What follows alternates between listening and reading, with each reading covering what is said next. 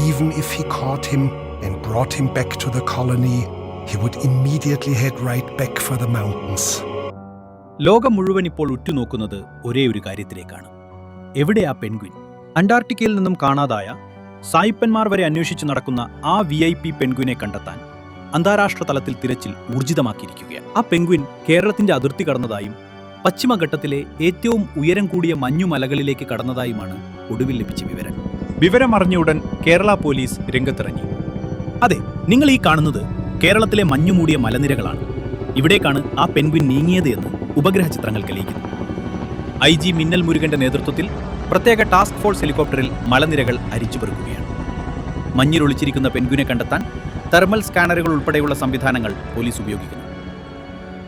ഇപ്പോൾ കിട്ടിയ വാർത്ത, പെൻഗ്വിനെ കണ്ടെത്തിയിരിക്കുന്നു.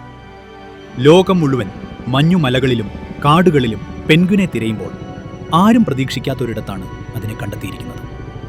അതിപ്പോൾ നിൽക്കുന്നത് പ്രശസ്തമായ സമ്മിൽ റഹ്മാനിയ റെസ്റ്റോറന്റിന് മുന്നിലാണ്. ബിരിയാണി ചെമ്പു പൊട്ടിച്ചപ്പോൾ ഉണ്ടായ മണം പിടിച്ചാണ് പെൻഗ്വിൻ നേരെ ഇങ്ങോട്ട് വെച്ചുപിടിച്ചതെന്നാണ് ഹോട്ടൽ ഉടമ പറയുന്നത്. 2 ഫുൾ മട്ടൺ ബിരിയാണിയും ഒരു സുലൈമാനിയും കൂടി കുടിച്ച ശേഷമേ കക്ഷി പോലീസിന് കീഴടങ്ങിയുള്ളൂ. എന്തായാലും ഒന്ന് ഉറപ്പായി, കേരളത്തിലെ മട്ടൺ ബിരിയാണിയുടെ മഹിമ അന്റാർട്ടിക്ക വരെ എത്തിയിരിക്കുന്നു. പെൻഗ്വിൻ സുരക്ഷിതനാണ്. കൂടുതൽ വിശേഷങ്ങളുമായി വീണ്ടും കാണാം. നന്ദി, നമസ്കാരം.